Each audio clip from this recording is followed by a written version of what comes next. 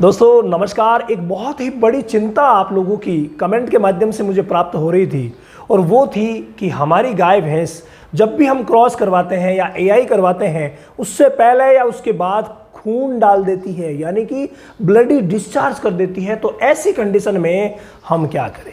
जैसा कि आप सभी को पता है, हमारे चैनल पर हमेशा आपको मिलती है प्योर जेन्युइन और साइंटिफिक बेस्ड नॉलेज, और इसी के तहत आपको मैं प्योर जेन्युइन जानकारी देने वाला हूं कि भाई अगर ब्लड आए तो उस समय आपको क्या करना चाहिए, क्या समझना चाहिए। लेकिन उससे पहले आपको कुछ बातें जाननी पड़ेगी। वो बात यह है कि जिस पशु के ब्लड आ रहा है, क्या वो गाय है या भैंस है? ये मैटर गाय और भैंस में दोनों में अलग अलग होता है, नंबर 1।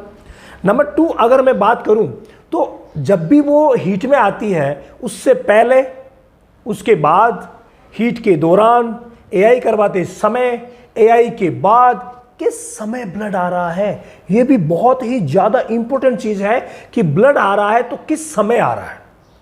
ये होगी दूसरी बात। नंबर 3, अगर मैं बात करूं तो आपको एक बात ये भी नोट करनी पड़ेगी कि भाई ब्लड तो आ रहा है लेकिन वो कैसा आ रहा है। क्या प्योर ब्लड है? क्या उसमें पस मिली हुई है? क्या मवाद उसमें है? या फिर उसका रंग हल्का पीला है या प्योर रेड है? कैसा है ये भी आपको देखना चाहिए। इसके अलावा कहां से ब्लड आ रहा है, ये भी बहुत ही इंपॉर्टेंट चीज़ है। कई बार क्या होता है कि जब हम एआई करवाते हैं तो उसके बाद गोबर वाले रास्ते यानी एनस के रास्ते, एनल ओपनिंग से ब्लड आता है, वो मैटर अलग होता है। और अगर यूरिनल जो मार्ग है यानी कि यूरिनरी ट्रैक सिस्टम, वहां पर 2 छिद्र होते हैं, आपको पता है। एक यूरिथ्रल ओपनिंग होती है, क्या वहां से आ रहा है, या फिर ब्लड आ रहा है वेजिनल ओपनिंग से। हालांकि वेजिनल ओपनिंग और यूरिथ्रल ओपनिंग इनको आप नहीं समझ पाएंगे।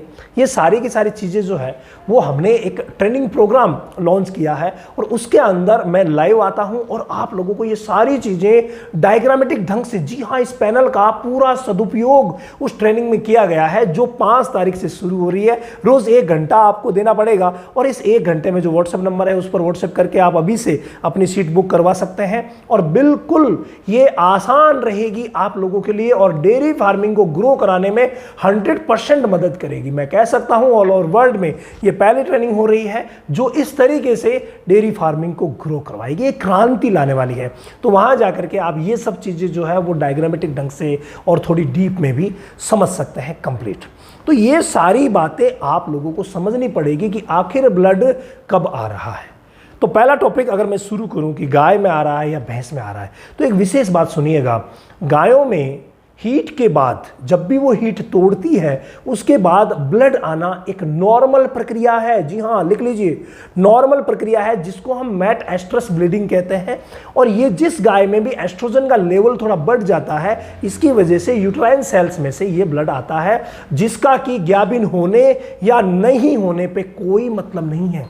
यानी ब्लड अगर हीट के बाद आया है वो ज्ञाबिन हो सकती है और अगर नहीं भी हो सकती, दोनों बातें हैं। ज्ञाबिन होना डिपेंड करेगा कि जो सीमन छोड़ा गया वो सीमन, उसके अंदर जो स्पर्म था उस स्पर्म ने ओव्यूम को क्रॉस किया या नहीं किया, जाइगोट बना या नहीं बना, उस पर डिपेंड करेगा, ना कि ब्लीडिंग की वजह से कोई डिस्टर्बेंस होगा। ये होगी गायों की बात। लेकिन भैंसों में ऐसा नहीं होता है।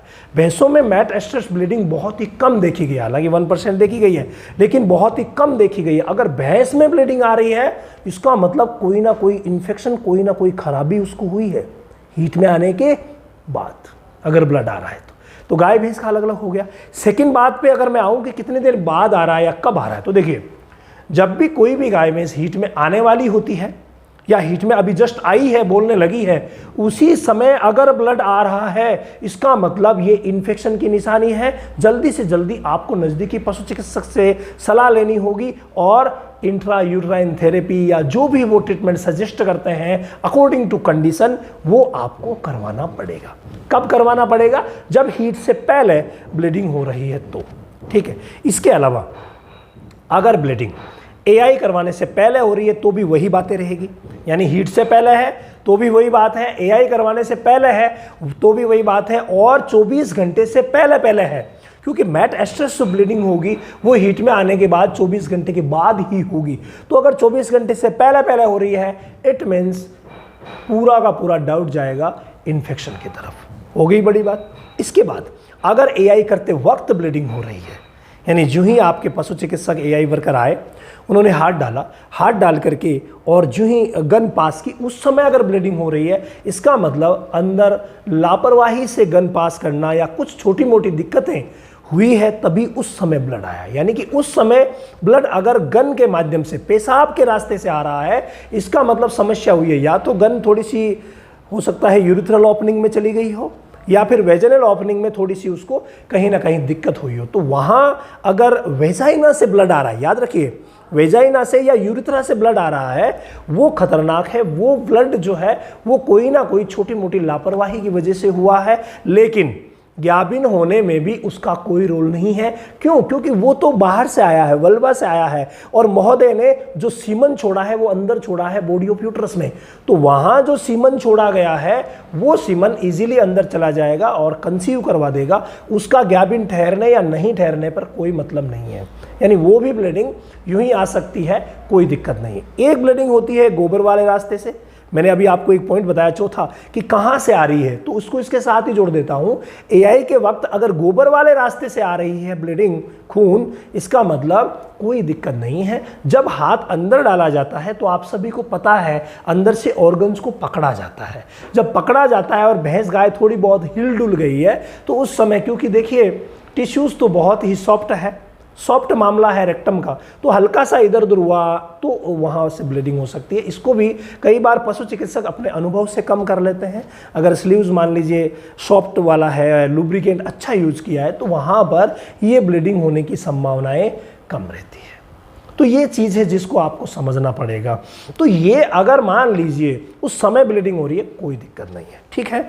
अगली बात अगर मैं करूं तो वो बात होती है कि ब्लड आ कैसा रहा है, ये भी जरूरी है। अगर गाय है चाहे भैंस है, अगर ब्लड एकदम से प्योर आ रहा है, तो भैंस अगर है तो इन्फेक्शन की निशानी है, और अगर गाय अगर है और हीट तोड़ने के समय आ रहा है, मेटास्टेसिस ब्लीडिंग है, तो कोई दिक्कत है नहीं अगर प्योर ब्लड है तो। लेकिन अगर ब्लड के अंदर पस मिला हुआ है, या जो ब्लड आया था वो काला है बहुत ज़्यादा, या फिर वो पीले टाइप में है, मतलब रेडिश कलर उसका नहीं है, या फिर उसके अंदर मवाद या मवाद के चिथड़े या कुछ ऐसी चीज़ है, इसका मतलब श्योरली उसको इन्फेक्शन है और आपको इन्फेक्शन का ट्रीटमेंट करवाना चाहिए।